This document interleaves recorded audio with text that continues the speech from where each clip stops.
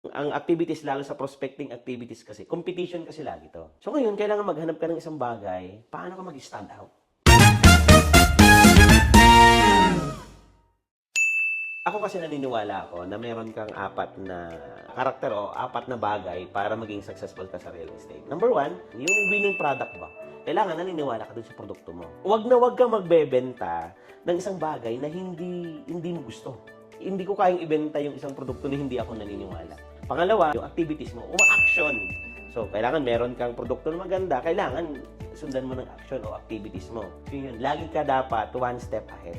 Lahat ng ginagawa ng mga kasabayan kong ehente, dapat mas higit lagi ang ginagawa ko. Pangatlo, skills.